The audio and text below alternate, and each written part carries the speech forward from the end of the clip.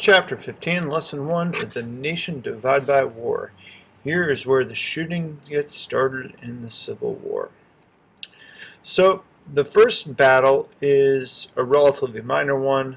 No one who's actually fighting dies, but it still is major because it's where the fighting actually gets started.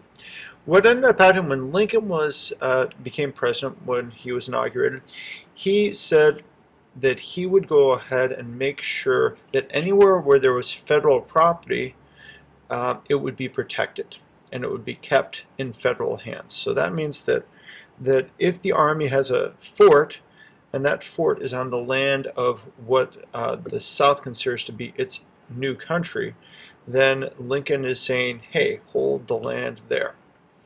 And that really offended the Southerners, and in particular, again, Charleston, South Carolina. That was the flashpoint. South Carolina.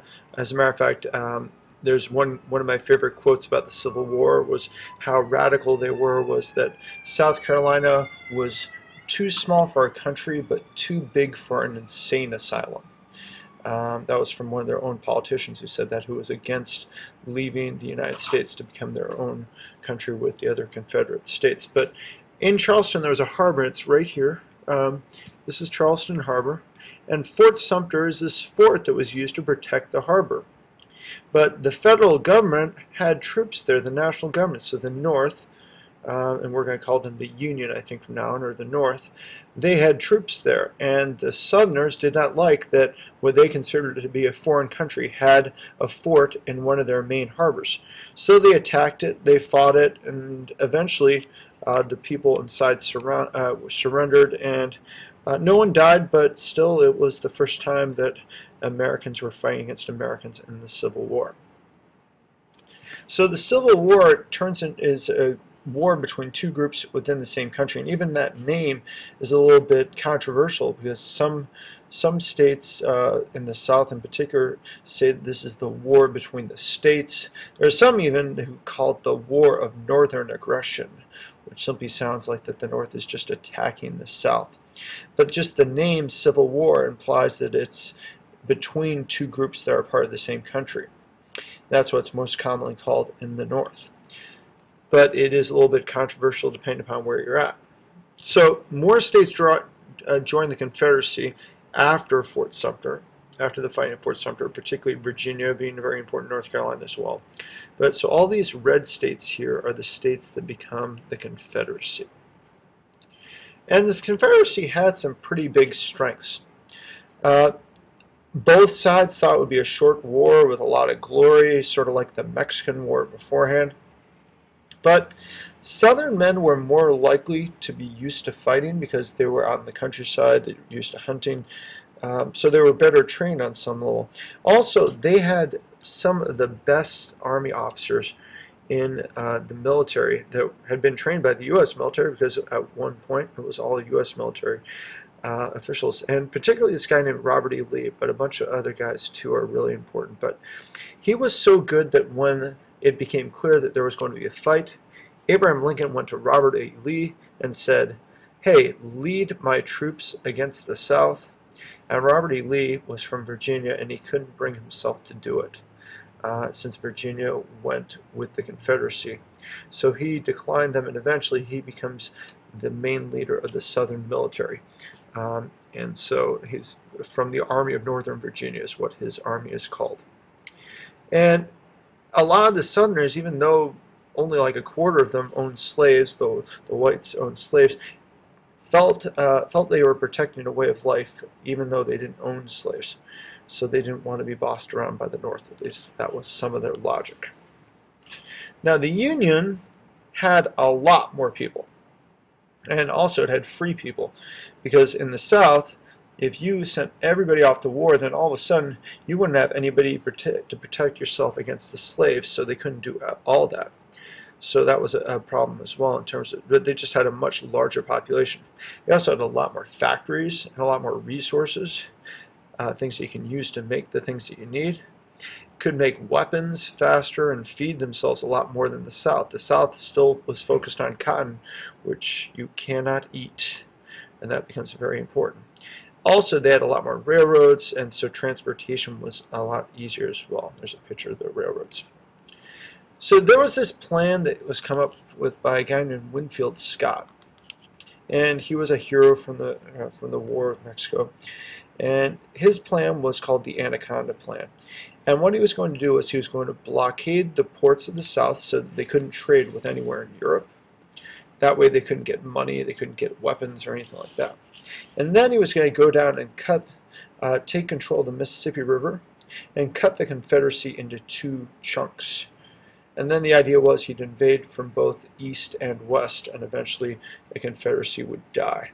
And this idea of the anaconda, and the anaconda is a constrictor snake, a snake that goes in and grabs a hold of you and then makes it so you can't breathe. That was why it was called that. So the idea is that he'd set up a blockade around here so no ships could get in. You can see the little ships here.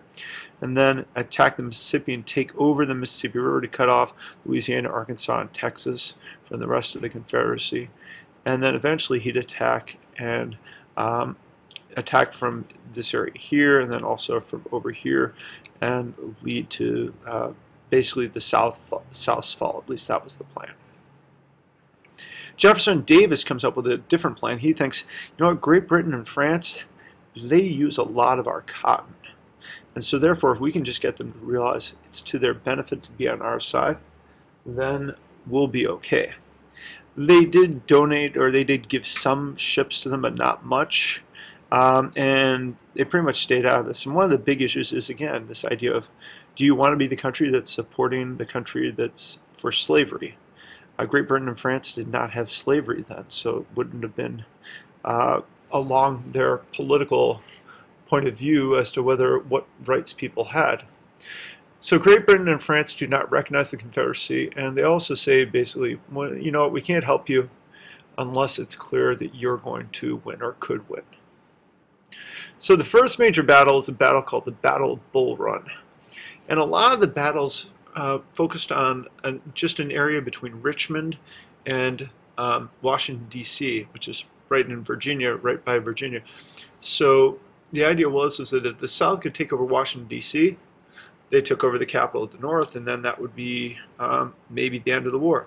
If the North took over Richmond, which was the capital of the Confederacy, then maybe that would end the war for the South, and the North would win.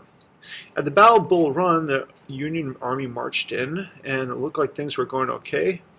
And then there's this turning point in the battle where this is sort of a myth, or it's one of those important points in Civil War history, where this general named Stonewall Jackson, well, his name wasn't Stonewall yet, Thomas Jackson, his troops, he'd whipped them up and made them stand up and withstand the attack that was happening, and they stood like a stone wall, just fighting the way you were supposed to.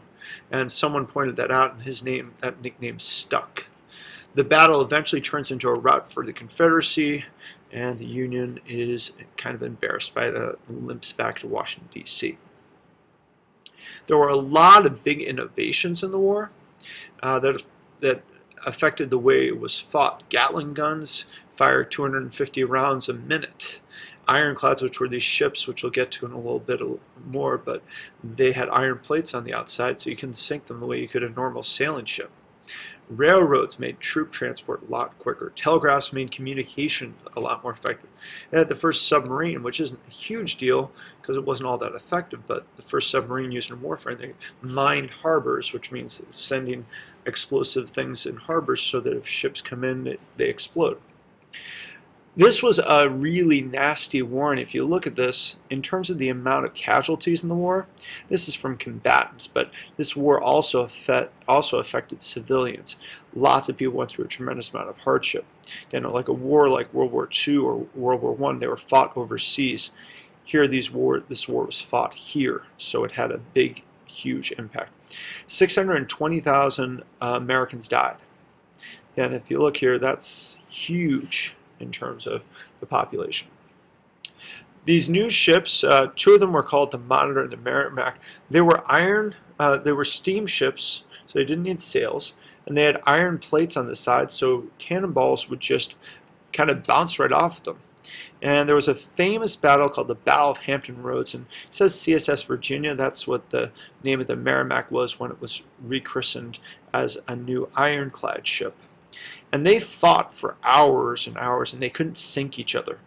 But every other ship at that point pretty much was outdated because they could just pull up right next to the sailing ship and just fire at it, and the other ship couldn't do much about it.